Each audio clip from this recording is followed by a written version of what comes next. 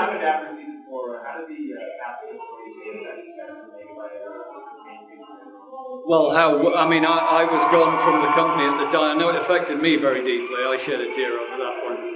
Because Tony was a lovely, lovely guy. I mean, he was a really nice guy. We met him a few times. He came to visit us in Vancouver. We went out for dinner with him, and he was an absolute gentleman, is the only word, with a capital G. A wonderful guy. And I don't know, I pity them, actually. I don't envy them having the job of, if they do carry on with the show, replacing Tony J. You can't replace Tony J, so I don't know what they're going to do. In season 4, just one plot hole we seem to notice at the beginning of the... Plot hole? Yeah. they at the beginning of the scene there, they got the web screen showing Andrea, Matrix, Capacitor, and Ray. And Ray and Capacitor have X's through their pictures. And I was just curious, did we actually have a story, defining what happened to those two? Because Ray randomly shows up. He actually... Well, Baldry had no spoken lines in both movies, but... He shows up at the end of season 4. But he never does speak, actually. I think what we said was, look, I mean, ReBoot has a huge cast of characters. It's a big ensemble cast. And we were telling a very complicated story. And as I said earlier, we were telling this much story and now we had this much time. So a lot of things got thrown aside. We would have seen the pirates. Oh, okay. We would have seen Web Surfer, and he would have had lines of dialogue. But, we just had to cut it down so much that what we said was, look, in Damon Rising, let's just assume that Ray and Capacitor have been infected. Oh, okay. And they're out there somewhere, and they've heard the word, and they're on the other side, and we just don't see them. And then at the end, when the infection goes away, Ray is cured and finds Bob and brings him back to mainframe. Does that answer your question? Sort of, yeah. Yeah. Yeah. Well, it's just a bit weird because, with the way that they spoke the lines, it made it sort of seem, is it true whether or not Ray was infected or not? Because it was never clear, because Turbo was saying, the infection, was that a ploy to trick Mouse? There's the dialogue scene where Turbo is having a go at Mouse, isn't he? And saying, Ray's heard the word too. And it's like, is he lying? Yes, and the extremely thorough search, Yeah, I mean, we put the pictures thing in there basically to say that the mainframers didn't know whether they were or not. No. And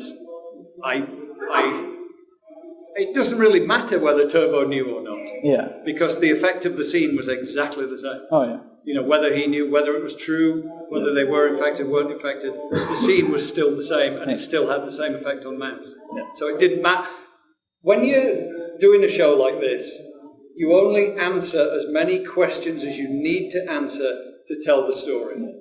You don't spend your time, waste your time basically, answering a bunch of questions that you don't really need. You answer the ones you need to know to move forward. And then when you hit another question, you answer it and you move forward some more. And it's like, where's Ray and the cat and the pirates? They're out there somewhere. Yeah. Do we need to know where they are? No. Okay. So we won't even worry about it. No. Are they infected? Maybe. Don't know. It doesn't matter. Move on. Yeah. Move on. Yeah. So that's how these things get in there. And it's like, I don't know whether they were infected or not. I'm assuming they were, but that's just me. But it didn't change the story whether they were or not. Yeah. The scene was the same. Yes? With ReBoot having such a big fandom, have you ever taken a look at the fan art and fan fictions they made? And if so, was there any that made you go, oh, me? I've never had a bad reaction to... I mean, I think it's wonderful that we have you guys. Even now, after all these years, I think it's great, and I love what you guys, the passion that you guys have for the show, and the creativity it brings out in you all. And yeah, I have looked at fan art, and we used to avoid, actually when I was at Mainframe, we used to actively avoid reading fan fiction. Because you never know, you might read something in a fanfic that, oh God, we were just going to put that in the show. And it might not be a problem, but then again, you might put it in the show, and then the person who wrote that fanfic goes, hey, is that my idea? You took my idea. Can I have credit for my idea? And it's just a can of worms that you don't want to... So we used to... Somebody talked about Mary Wellman earlier. She was our watchdog, and she used to make sure that we didn't go reading fan fiction. And if somebody sent us an unsolicited script, she used to make sure that we didn't get to see it. She protected us from that stuff. Okay. Is it true that in one episode, Bad Bob, that in the binary code, the man around the you guys censorship board because they hated the episode? No. It wasn't Bad Bob. It was actually every city scene in the show.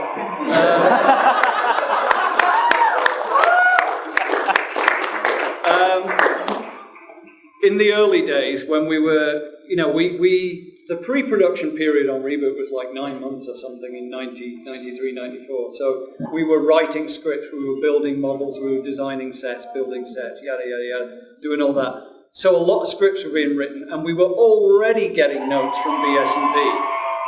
Like in The Quick and the Fed, where they're knights in armour, there's a scene where Doc gets knocked on her ass, basically. Pardon my French. She gets knocked on her butt. There has to be a cushion for her to land on. I swear that's the kind of note we were getting from BS&P in the early days. They learned fast to not bother with notes like that. But what we did as a FU to standards of practice, we actually in all the, you create textures for your buildings, which you wrap around and you repeat and all this kind of thing. In binary, in a texture block, we got one of the specky guys to spell out FU, standards of practice. And then we took that texture and wrapped it around lots of buildings in mainframe. Now, I think it would be impossible. In fact, Ian made the specky guy swear that it would be impossible for anybody to ever get a shot of the building clear enough to unwrap the texture and decode the binary and find the words. So I don't think you could, but it's there. That's for the fans to do. I don't know that when the show first came out, you guys had a toy production line ended. Are you guys ever going to re-release anything? The toys?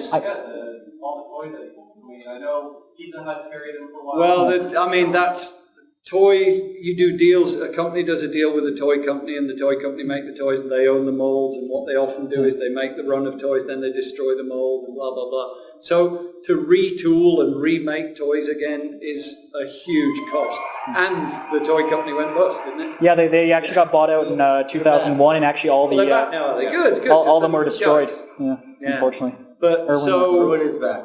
No, it would take, Rainmaker, who are the rights holders, would have to approach Irwin. Are they Irwin again?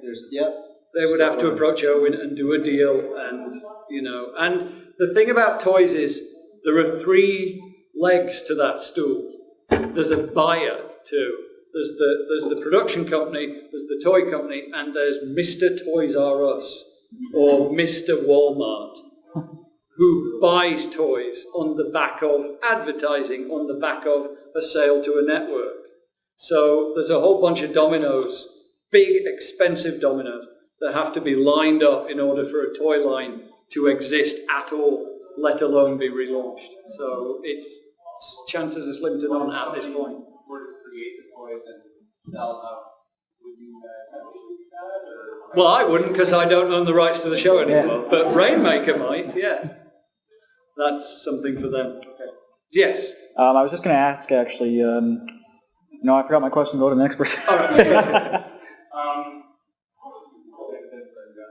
Alright, I was just wondering, with characters with names like Dog Matrix, Enzo Matrix, Long, Flash, how come Bob's name is Bob?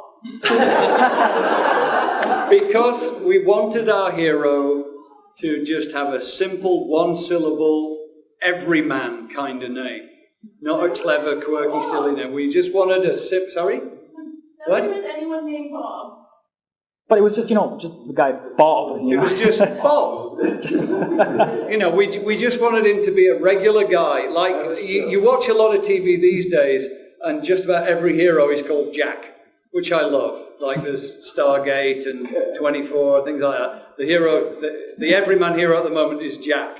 We wanted an everyman hero too, so we went for Bob because of Blackadder. Some of you may know this story. The second season of Blackadder was big at the time that we were creating the characters. And there's a scene in the first episode of season 2 where The girl dresses herself as a boy and comes to Blackadder to get a job as his manservant. And she calls herself Bob. And Rowan Atkinson, there's this big scene, all these scenes where Rowan Atkinson just sort of goes, so, Bob. And he does it in that very Rowan Atkinson kind of way. And it just cracked us up. We just thought it was very funny. And it was a simple, palindromic name that, you know, Bob, everyman hero Bob. So that's why we picked a simple name for our hero. Hello? Speaking of binary, where it says his birthday and it has a joke. Yes. Is there actually a joke there? Yes, there is. Can anybody tell me what that joke is? Not you. You know. I know you know. Yeah. Take my wife, please. Is what that decodes as in binary. Yes. Take my wife, please. So yes, the binary joke.